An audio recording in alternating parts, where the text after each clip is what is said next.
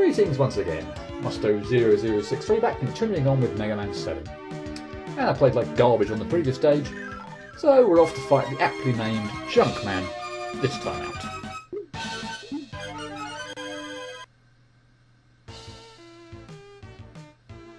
We arrive at a factory and are set upon by Tripropellum, the always adorable Mets, and the pain in the arse enemy of the stage, the Cockroach. Get it? Like cockroach? And that was a cockroach nest. Take those out quickly or they will just keep infinitely spawning the cockroaches, and trust me, you do not want that. So this Met elevator always has me on edge. It's not the worst thing, but you can find yourself trapped all too easily if you're not paying attention. I guess decent enough advice would be to avoid the corners of the screen, as that only gives you one way to move, but don't not go into them at any cost. Now on this screen there is actually an alternative path to take, but again I don't have the required weapon, so I'll show it off in a later video. And here is where the cockroaches get annoying. When scuttling on the ground, they're too low to hit. With uncharged Mega Buster pellets, they can climb walls, and they can fly at you when you least expect it. Now one advantage on my side is that I already have Cloudman's weapon, and having now been hit so any accidental perfect runs off the table, I can shock this generator as Dr. Light told us we could do in the last video. He didn't tell us to drop off the screen and do it again though. Now as you can see, sparking the generator into life activates this pulley mechanism, and means not only can we ride the platforms up, so why am I climbing the ladders, but that we uncover an item that we wouldn't otherwise have been able to get.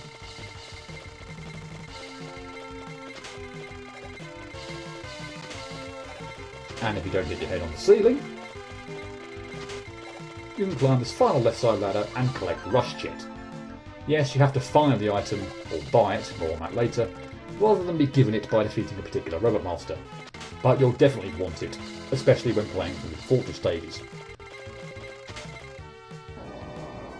Now that brings us to a rather bizarre enemy, the Dust Crusher, not to be confused with Dustman's weapon. Seriously Capcom, why call it that? Junkworm would have been fine, you know. Anyway, your time to hightail it is when the worm disappears under the junk and its periscope sticks out. Just don't dawdle. Here's where the piles branch back together, and as said, I'll show off the other one in a couple or so videos' time. These footholder type enemies are back, and they're so much nicer behaved. They travel back and forth on a completely set path, always lie on themselves so that you haven't got an unstable pitch to traverse, and only actually shoot at you if you let them get weighed down by junk. And what's more, you can even stand on the junk and ride them, safe in the knowledge that they can't possibly hit you when you're on top of them. Yeah, compared to the Mega Man 1 variety, these things are way friendlier. Final screen, a few cannon enemies to deal with, some arc projectiles at you, some just shoot horizontally, but there's usually enough time to see everything coming, so thankfully this screen isn't that bad at all.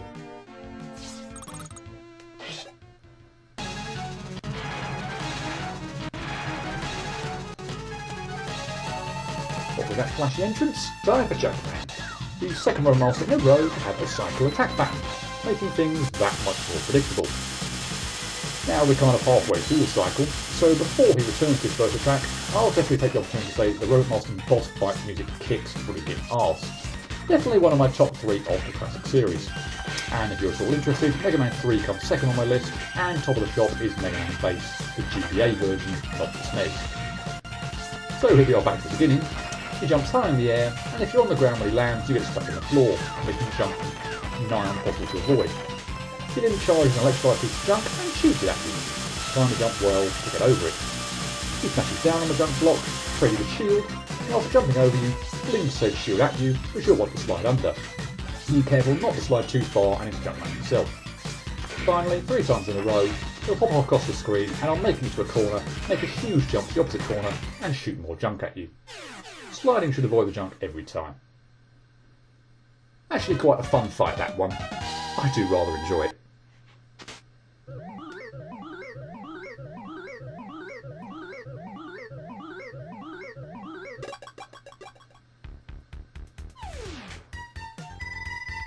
The junk shield will protect the user with rotating spheres, right?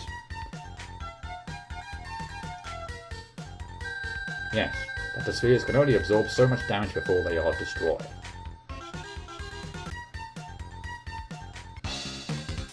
I get Junk Shield.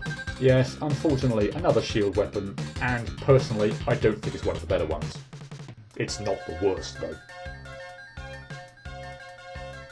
So overall, not too bad of a stage.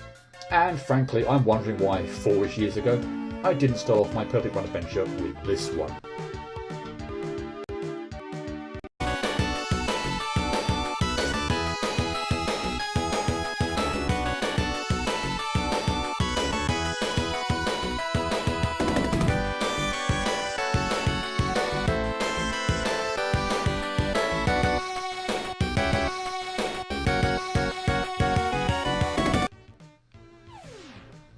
So, perfect run time. Glad you decided to stick around. And with one exception on the level part of the stage, all my outtakes were grouped together in clusters. So nothing too troublesome yet, but next screen is the first hiccup point.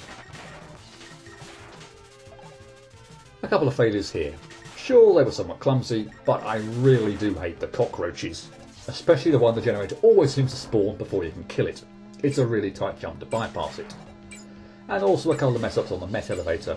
It's not something that's going to be the same every time you play it.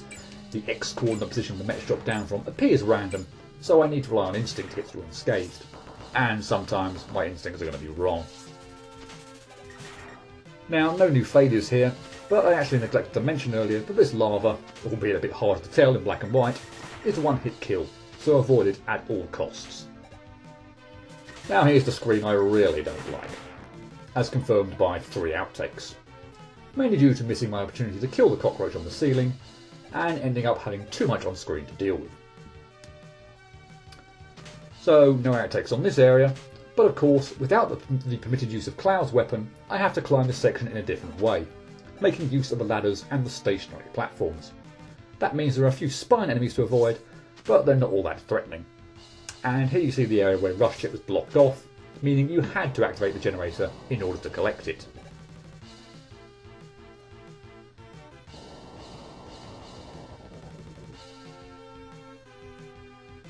So just as I get by the first one, no problem with the worms. Just take your time, no matter how many times they drill down into the junk.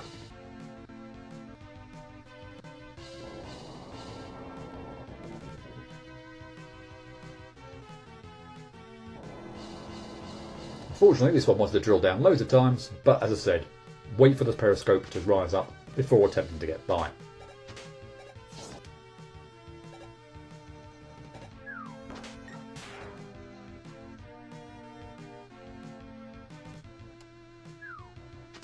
And no problems with this footholder section.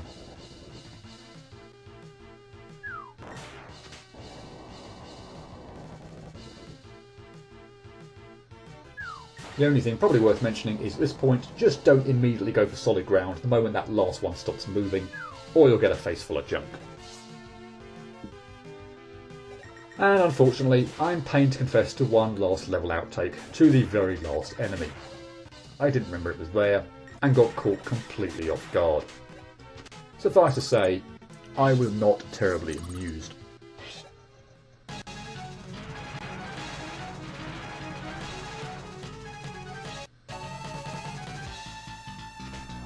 As for Junkman, there was one failure to speak of.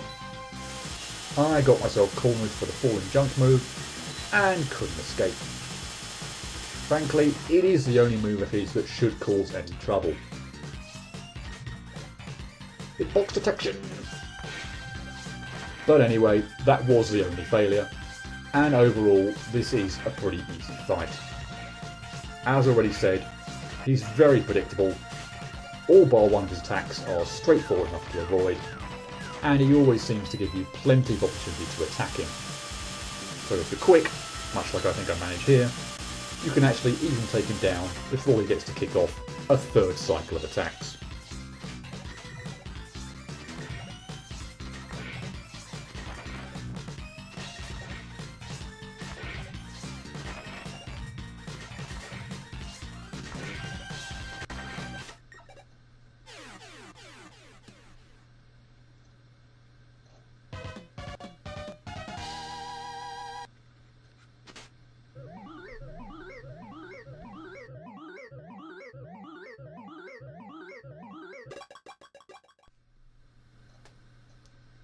I could have done without the failure on the Robot Master, but all in all, this stage went by fairly painlessly. Around 25 minutes to get the successful run, with just the 9 outtakes, albeit that one irritating screw-up on Junk himself. The level's mostly fine. There aren't many spots I would say should cause too much trouble, though I will reiterate that my being less familiar with Mega Man 7 contributed to at least a few of the 8 level outtakes I had. You do need to be quick on the draw with the bug generators, as you can otherwise find yourself overwhelmed in really cramped areas, but provided you shoot fast enough and don't get cornered, they're not that obnoxious. The Met Elevator always makes you really nervous too, though. It's way too easy to get cornered and run out of room. Typically, I'd advise not hiding out in the corners and sticking more to the middle, but given the randomness of this section, that won't always be the right thing to do. The only other area probably worth mentioning is the one with the platforms where Junk can fall down from the ceiling and weigh the platforms down. Knowing a good strategy for how to get through this section, because it can be off-putting and hectic if you're unsure, is a big help. As for Junk, like Cloud, he has a clear cycle of attacks, so once you're familiar with the fight, you'll know what to expect. The one part of the fight that remains slightly random, and which caught me out, is at the start of his attack cycle when Junk falls down from the ceiling. It's easy enough not to get caught in the floor, so you'll be able to move around, but you'll still never be able to 100% predict when you'll need to take evasive action. Again, personally, I would advise staying a decent distance away from the wall and Junkman, as this at least gives you 2 directions to move around to avoid the falling Junk, but it's surprisingly easy to make a mess of things. So admittedly, messing up on Junkman did annoy me, but only the once, coupled with a decent enough run for my liking on the level, meant I was still feeling happy at the end of it all. Not quite easy enough to dole out another wooden spoon rating, but 2 out of 10 for Junk is about as high as I can possibly go. A relatively simple level, with no overly frustrating sections, and a not too difficult boss waiting at the end. The kind of stage, for perfect run purposes, that I love. Sure, I get more satisfaction out of completing the more challenging stages, but it's still nice to have those easier ones sprinkled throughout. And with that, that's another one out of the way. And next time, you'll find out if this is the point in the Perfect Run series where I freeze. See you then.